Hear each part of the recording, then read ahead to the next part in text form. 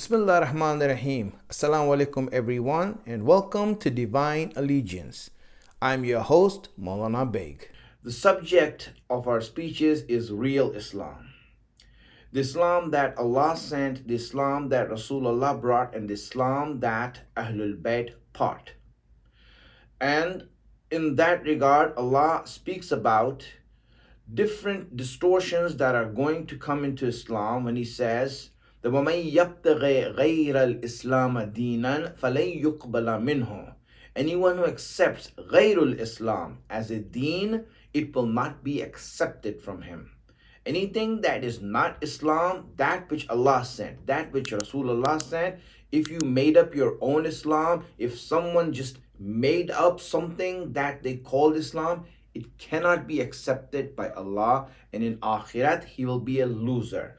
And we discussed that the meaning of real Islam, the first foundation of real Islam is taslim. Al-Islam huwa taslim, that submission to Allah. That is the first attitude, the first character that a person must have in order to accept real Islam. Anyone who doesn't submit to Allah completely will keep himself away from true Islam. In fact, he will be defiant.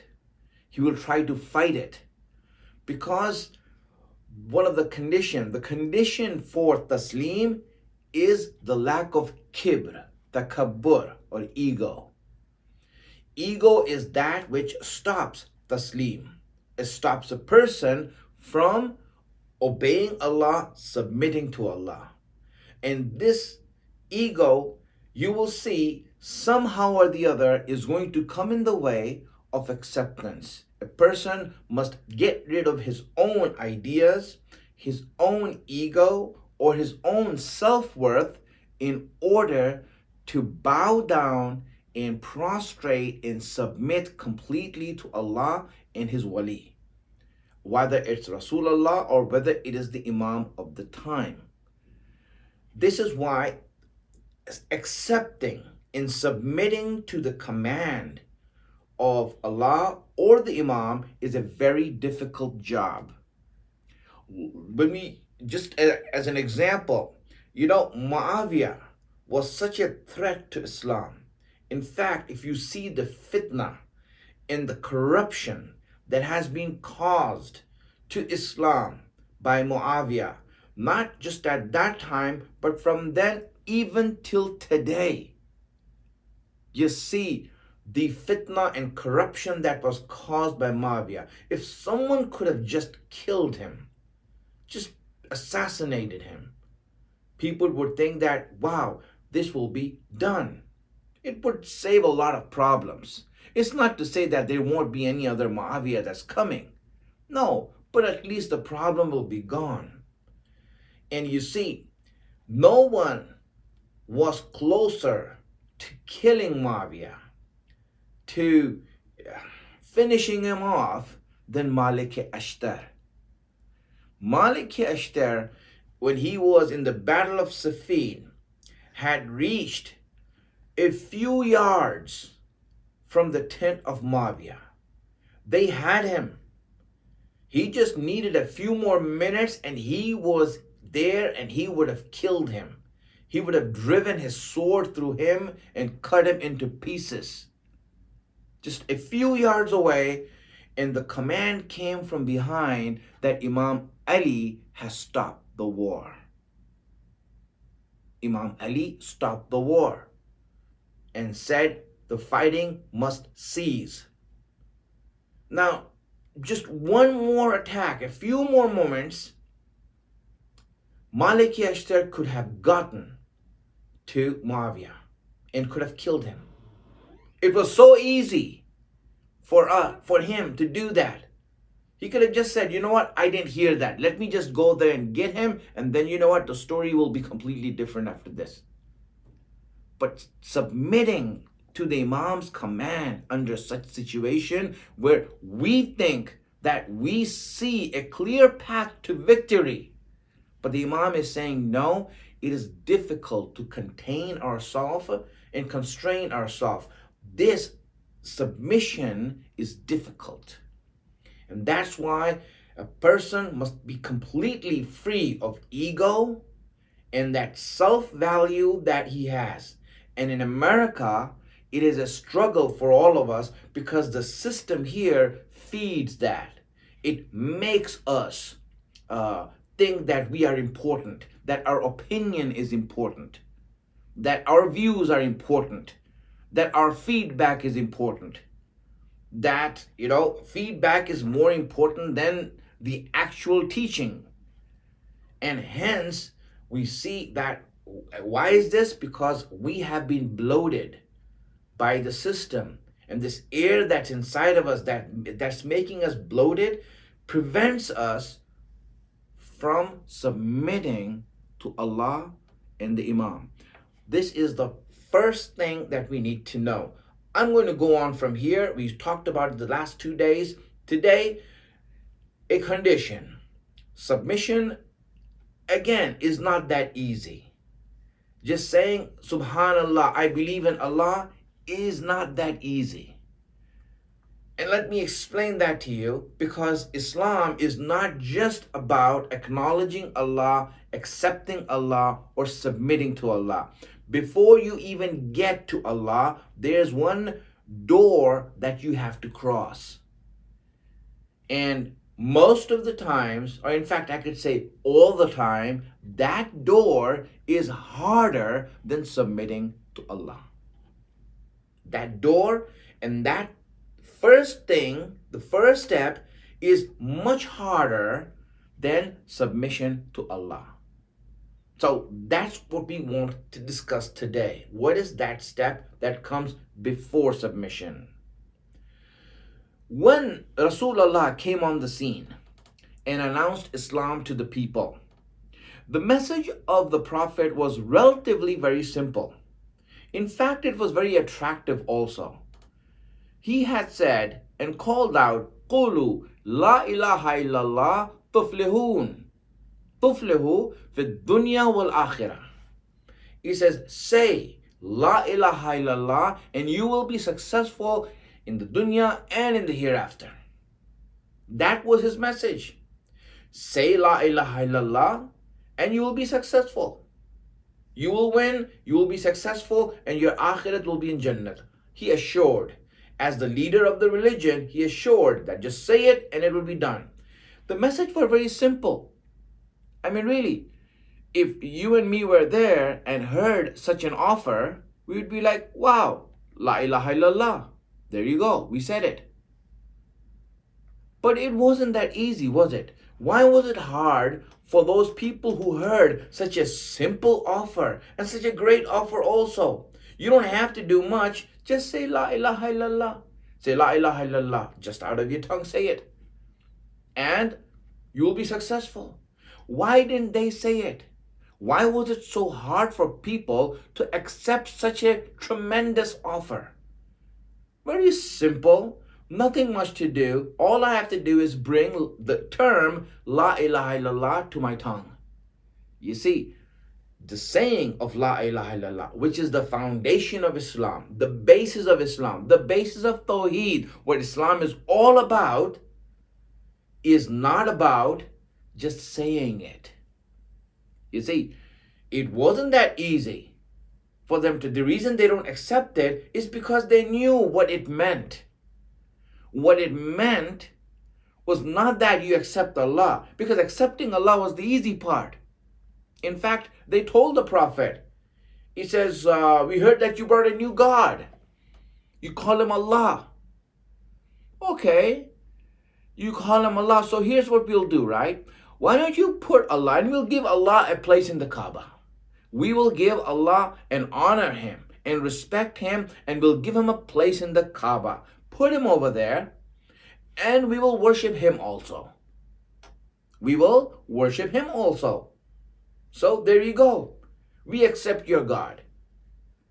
Was that acceptable by Rasulullah? Was that acceptable by Allah? No. Why not? Because there is a step before Allah. and that is La ilaha. Yes, La ilaha. First, there has to be a rejection. There has to be a denial. First, there's inkar. La. Before you even get to Allah, the number one thing, the first thing to do before you even start to speak about Allah is to reject every false god, every falsehood, every batil, every evil before you even say Allah. Because without that, Allah is not acceptable. Before submission, there is rejection. You need to reject first, and then submission will come. Without that, there is no submission. You can take the name of Allah all you want.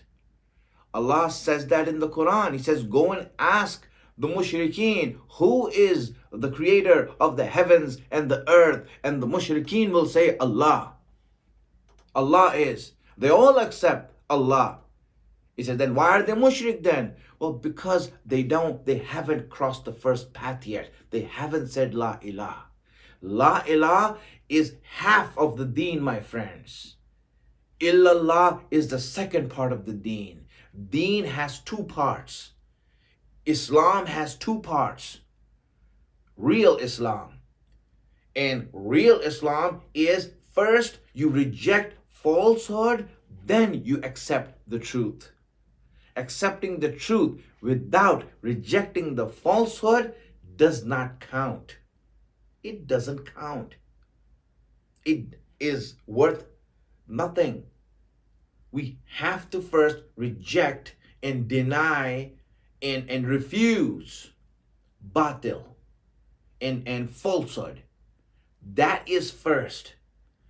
Allah speaks about Islam in the Quran and explains this in relationship and to shaitan. You see in Surah Yasin, when you look at Surah Yasin, Allah says in ayat number 60 and 61. Let me read it for you, where Allah speaks about it and explains this. He says, Alam ahad ilaykum ya bani Adam an la ta'budu shaitan innahu lakum aduwwun mubin wa an i'buduni hadha siratum mustaqim. He says, what is sirat mustaqim? Sirat mustaqim is two things, not one thing. Ibadat of Allah is not sirat mustaqim. That is half the path. The first half of the path, an la ta'budu shaitan. Do not serve shaitan, wa ani'budumi, and then serve me. This is the right path. Both these things are necessary. Two things, two sides of this coin are necessary for Islam to take place. You have to reject shaitan and then you have to accept Allah. Rejecting shaitan is not enough. And accepting Allah is not enough. Reject shaitan and accept Allah. That is Islam. So when we look at these two ayat of Surah Yasin, we will understand that, and when we look at it, you will see that you can divide the world into four groups of people. Four groups of people. We can decide which group do we fall in. Four groups of people you can divide the whole of mankind, just logically. Just looking at these two things and the definition of Islam being La ilaha illallah. Two things. Don't obey shaitan and reject Allah, accept Allah. Two things are necessary. So when we look at these two ayat, you can divide the world in four groups of people. What are they? Number one, very easy division, are people who accept shaitan, who obey shaitan, and they reject Allah. Yes. They say that, you know what, I don't see Allah, I haven't seen Allah, and I am not even going to go that far as to think about it. I'm just going to be happy here. These people who are termed as Abna'ud Dunya, the slaves of dunya in this world. Abna'ud Dunya are who? They don't really believe in Allah. They don't even think about that. They have already rejected Allah. Everything about them is in this dunya. Imam Ali calls them the walking dead. They're dead people who are walking around like zombies. That's who they are. So this is the first group. That's very easy, and you see them all over the place. Now, the second group of people, in relationship to these two things, are people, for example, who look at these two things, meaning Allah and shaitan, and see that, well, Allah and shaitan, they are fighting each other. They have a battle against each other. Shaitan has his own forces, Allah has his own forces. Allah sent Anbiya, shaitan has all kinds of other forces here in this dunya. And they are fighting each other. We don't want to get involved in this fight. Neither are we with shaitan and neither are we with Allah. We will just keep away from everyone. We don't get involved in politics. Islam is not politics. Let's leave that battle for them. Let me stay away from that. This is the attitude of the people who reject Allah, and they also reject shaitan. They say, we don't want to deal with that. Let me just stay away from that. They think that by hiding in their home that they are free and they don't have to account for anything. But what they don't understand is that if you reject Allah in any form or fashion, then you're already with shaitan. You're not with Allah. You're doing exactly what shaitan has asked you to do, and that is reject Allah. If you reject shaitan, it doesn't matter to shaitan. No, he doesn't care. As long as you reject Allah, his goal is achieved. So such people really are incompetent and ignorant, that they don't understand that if you reject shaitan, it's not enough. You have to also accept Allah. But no, they rejected shaitan and Allah to stay away from everything, but they still obeyed shaitan. That's the second group. The third group of people, when you look at these two ayat and put them together, are a little bit smarter than the second group. They are businessmen. They know trade. They're a little bit smart, and they try to play it smart, and they think that by playing it smart, we will win in either situation. So what happens is that they believe that, here's shaitan, here's Allah, and they are fighting each other. We don't know who's going to win. Maybe Allah wins, maybe shaitan wins.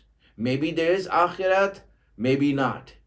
So here's what we'll do. Let's do something to make shaitan happy with and something to make Allah happy. Yes. Please Allah and please shaitan. Serve Allah and serve shaitan. Do both. Yes, I want to, for example, serve my worldly master here and tell them that I am with you. And also Allah, I'm also with you also. I pray, I fast, I do what you ask me to do. So on both hands, you see that that person is saying I'm obeying both of them just in case, because I don't know who's actually going to win. Now, Allah is saying that, listen, none of these paths are right and none of these groups are right. The only thing that is right is that first you have to reject shaitan completely, and then you have to accept Allah completely. This is the final group, and that is the only group that is successful. And we have to decide which group we are, because that is Sirat al-Mustaqim. Sirat al-Mustaqim, you have to reject shaitan.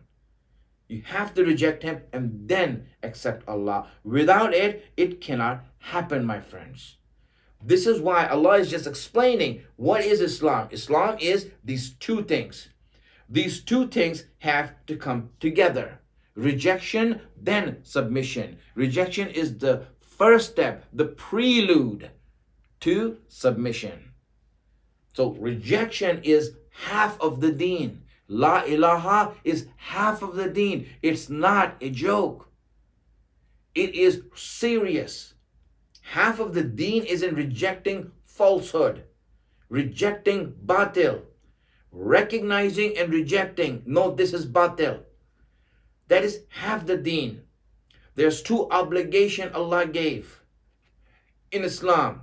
One of the furu ad-din, two furu ad-din, the last ones. Tawalla, tabarra. Tawalla means to be under the wilayat of Allah.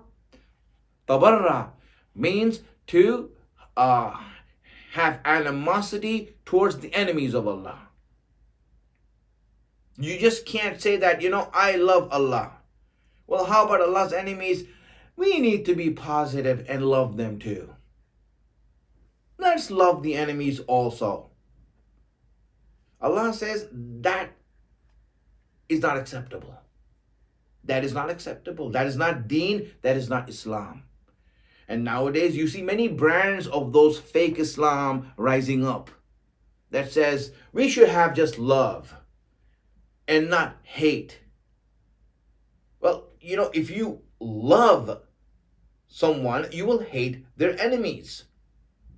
You will hate their enemies. For example, if you love your father, and the person who's an enemy of your father who hates him, you love him too.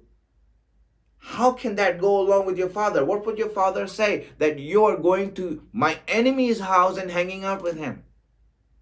How would he feel? Wouldn't he feel insulted? Wouldn't he feel offended and hurt? Well, exactly that's the case. When you say that I obey Allah and I submit to Allah, and then you're okay with his enemies also? You're fine with the enemies also? How's that possible? And that's why when you, for example, are in love with Ahlul Bayt, and if you love Ahlul Bayt, and if you believe in Ahlul Bayt, and if you accept their wilayat, how is it possible that you can be okay with their enemies? And we have some Shias now who say, oh, we should be okay with their enemies. We shouldn't say bad about them, or we shouldn't talk wrong about them. Well, what are you going to do with Ziyarat Ashura? What are you going to do with Ziyarat Ashura that Imam Sadiq had taught? Throw it away? Ziyarat Ashura is just la'nat.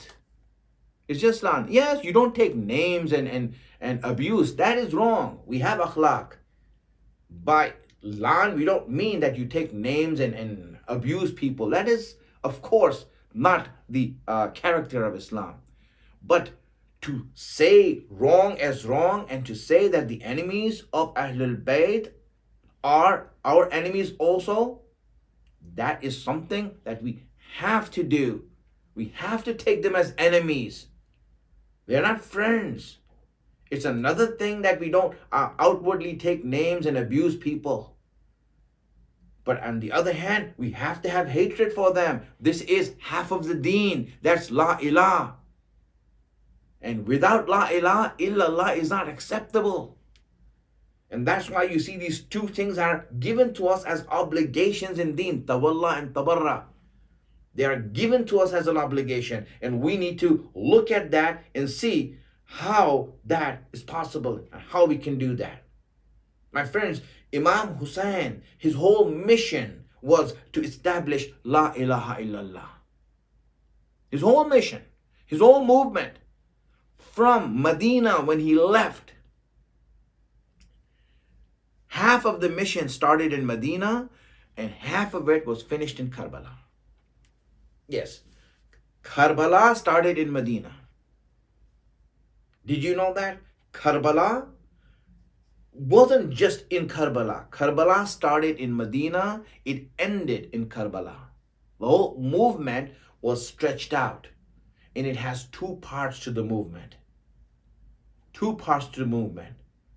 The first part of the movement was Hussein's rejection of batil. Yazid, who symbolized batil, Yazid, who symbolized wrong, Yazid, who symbolized Ghairul Islam, Imam Hussain rejected him. He rejected him. He says, that is not Islam, and I am rejecting it. This rejection of Islam was where the idea of La ilaha was established. That was La ilaha. He established that. He says, this is La ilaha, and I am established, and I am saying this. I'm rejecting batil. It wasn't easy just to reject batil. But then Hussein, you rejected batil. Now what? What are you going to do? You see, Imam Hussein's Dua Arafat, you read that. Imam Hussein gave out the reason why he's rejecting batil and why he is going to submit to Allah. But that rejection of the batil was the first half of his mission. In this statement of Dua Arafat, he is stating his ideology, his character, what he stands for. He says, Ilahi, Mada wajada man faqadak. وَمَا الَّذِي فَقَدَ مَنْ وَجَدَكَ. Allah, what has he gained who has lost you? And what has he lost who has gained you? If I have lost everything, but I found you, I haven't lost anything at all. And if I have lost you and found everything in this world, I haven't found anything at all. ماذا وجد من فقدك وما الذي فقد من وجدك. This is the you can say the manifesto of Imam Hussain. The primary ideology what Imam Hussain stood for. And he says, this is my ideology. I reject Yazid because he is ghayrul Islam. He is batil. He is wrong, and I reject him. That is half of the deen. And the second half is where? I'm going to show it to everyone in the world, in Karbala. In Karbala, I will show you submission. I will show you submission that when he went into sajda, and when he did his last prostration, put his head on the ground after losing his whole world and universe, he lost it. They took it away from him. And he went down in the sajda. After losing everything, he says, Ridan biqada'ik wa tasliman li amrik. Allah, I am happy with what you have done with me. And I am submitting to your command. This is Hussein. This is illallah. This is illallah. Imam Hussein's mission was two parts. La ilaha illallah. One was in Medina, the second was in Karbala. We know about the second one, but the first one is equally important. The rejection of batil is what led to Karbala. Otherwise, if batil was not rejected, there was no need for Karbala. Yazid didn't want to kill Imam Hussain. He wanted Imam Hussain to be his friend and make bay'at to him. I don't want to kill you. Why would I want to kill you for? You can be with me. Yazid wanted Imam Hussain to be his friend and be okay with him. As long as Hussain accepts Yazid as a leader, Yazid wouldn't have any problem with Imam Hussain. He would be happy. Friends, Hussain knows that this is not Islam. This is not real Islam. It could be fake Islam that many people are following. That many people are saying, yes, you know what, just say yes to Yazid. We can still pray and fast and do anything we want. Isn't that what most people do right now? We are okay with any government as long as they let us pray and fast and cry for Imam Hussain. Is this what Imam Hussain stood for? Yes, I'm happy with any government, as long as they give us the freedom to do that. Just to do our deen, our practice. Practice of deen is half of deen. First, there has to be a rejection of batil, of any wilayat that is above you that is batil. There has to be a rejection of that. Without that, at least in your heart, there must be a rejection. And yes, outwardly we can't reject. But at least inwardly, we can't just be happy with it. If you're happy with it, then that deen is not Islam. That deen is not real Islam. And Hussein has shown that to us, that you cannot have real Islam if you haven't rejected batil in your heart. Maybe not outward, maybe you don't have the strength to speak out, maybe you don't have the power to speak out, or the position, or the rank, or whatever. That's different. But for you to look at that, at least in your heart, you need to reject batil and say, I am against from this. Ana bariyun min hada. I am bari of this. And my wilayat is Ahlul Bayt. My wali is Hussein. My friends, the character of La ilaha illallah is real Islam. Both La ilaha illallah together. Not just La ilaha and not just illallah. Both of them have to be together for it to be real Islam.